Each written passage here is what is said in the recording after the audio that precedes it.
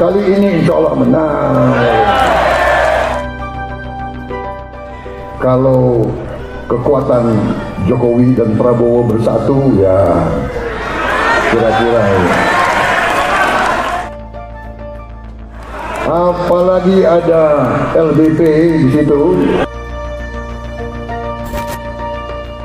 Jadi saya melihat tidak pernah sebelumnya ada persatuan elit yang demikian eratnya. Apakah para pemain-pemain politik besar yang benar-benar menguasai partai, yang menguasai sumber-sumber kekuatan politik di negeri ini, itu akan berdiam diri?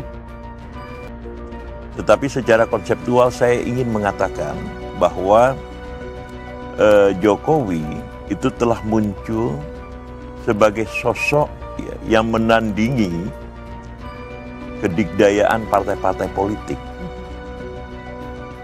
Tetapi hampir seluruh gerak-gerik dan dinamika yang berlangsung pada partai-partai politik itu adalah pantulan dari pengaruh kekuasaan yang dia miliki gitu. Indonesia tanah air beta pusaka abadi nan jaya. Seorang petinggi militer setelah pensiun pilihannya hanya dua, melanjutkan kekuasaan di jalur partai politik yang otomatis merapat pada kekuatan yang sedang berkuasa dengan dinamika persaingan antar kolega, atau menepi dari hingar-bingar, menjalani masa pensiun, hidup biasa saja dengan predikat mantan pejabat. Kelompok pensiunan militer tersebut kini dalam koordinasi Prabowo dan LBP, kecuali Jenderal Andika Perkasa yang lebih memilih menyeberang ke koalisi Ganjar Pranowo. Prabowo, meskipun belum memegang status penguasa, namun sukses mengendalikan jaringan bisnis kekuasaan melalui partai politik yang dimilikinya. Sedangkan LBP meskipun bukan ketua partai Golkar, namun berada di pusat kekuasaan dengan pengendalian jaringan bisnis partainya. Kini keduanya telah bersatu, Prabowo dan LBP yang sebelumnya terpisah, sekarang berada satu kubu politik. Tidak ada pilihan bagi Wiranto, SBY, dan jenderal-jenderal purnawirawan lain untuk tidak bergabung ke kubu Prabowo dalam koalisi Pilpres 2024. Persatuan dan kesatuan mereka solid untuk melanjutkan apa yang selama ini telah dibangun. Masyarakat dan kelompok di luar kelas mereka pada akhirnya hanya berdaulat untuk menumpang makan di republik ini. Keterwakilan masyarakat dalam kanal partai politik pada akhirnya hanya menjadi kepanjangan tangan. Apakah parpol benar-benar memperjuangkan rakyat? Jokowi seorang nasionalis, presiden yang lahir dari rahim rakyat kecil, yang pada niatan awalnya baik, memeratakan pembagian ekonomi hingga ke kelas terendah, terjebak dalam lingkaran di awal tadi.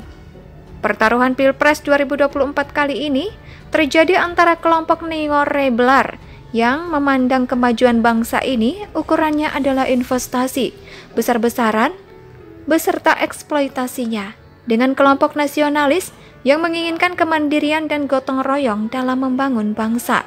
Munculnya Jokowi pada periode pertama adalah sebuah hal yang di luar perkiraan para politikal mainstream di Indonesia.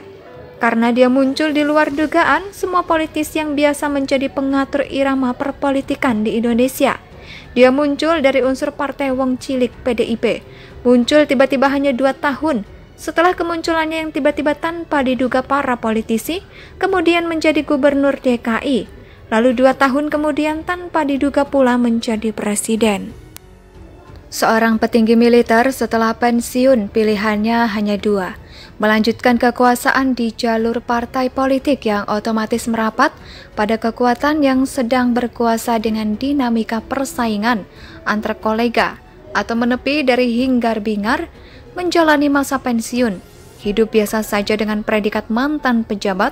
Kelompok pensiunan militer tersebut kini dalam koordinasi Prabowo dan LBP, kecuali Jenderal Andika Perkasa yang lebih memilih menyeberang ke koalisi Ganjar Pranowo. Prabowo, meskipun belum memegang status penguasa, namun sukses mengendalikan jaringan bisnis kekuasaan melalui partai politik yang dimilikinya.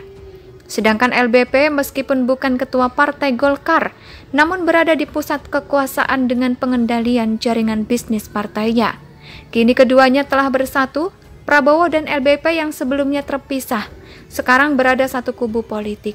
Tidak ada pilihan bagi Wiranto, SBY, dan jenderal-jenderal purnawirawan lain untuk tidak bergabung ke kubu Prabowo dalam koalisi Pilpres 2024. Persatuan dan kesatuan mereka solid untuk melanjutkan apa yang selama ini telah dibangun. Masyarakat dan kelompok di luar kelas mereka pada akhirnya hanya berdaulat untuk menumpang makan di republik ini.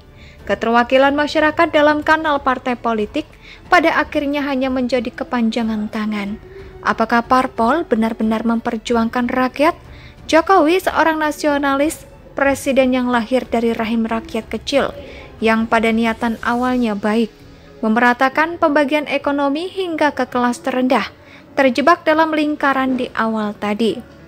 Pertaruhan Pilpres 2024 kali ini terjadi antara kelompok neorebelar yang memandang kemajuan bangsa ini ukurannya adalah investasi besar-besaran beserta eksploitasinya, dengan kelompok nasionalis yang menginginkan kemandirian dan gotong royong dalam membangun bangsa. Munculnya Jokowi pada periode pertama adalah sebuah hal yang di luar perkiraan para politikal mainstream di Indonesia. Karena dia muncul di luar dugaan semua politisi yang biasa menjadi pengatur irama perpolitikan di Indonesia. Dia muncul dari unsur partai Wong Cilik PDIP, muncul tiba-tiba hanya 2 tahun setelah kemunculannya yang tiba-tiba tanpa diduga para politisi, kemudian menjadi gubernur DKI, lalu 2 tahun kemudian tanpa diduga pula menjadi presiden. Seorang petinggi militer setelah pensiun pilihannya hanya 2, melanjutkan kekuasaan di jalur partai politik yang otomatis merapat pada kekuatan yang sedang berkuasa dengan dinamika persaingan antar kolega, atau menepi dari hingar-bingar menjalani masa pensiun, hidup biasa saja dengan predikat mantan pejabat. Kelompok pensiunan militer tersebut kini dalam koordinasi Prabowo dan LBP, kecuali Jenderal Andika Perkasa yang lebih memilih menyeberang ke koalisi Ganjar Pranowo. Prabowo, meskipun belum memegang status penguasa, namun sukses mengendalikan jaringan bisnis kekuasaan melalui partai politik yang dimiliki. Indonesia sejak dulu kala tetap dipuja-puja bangsa.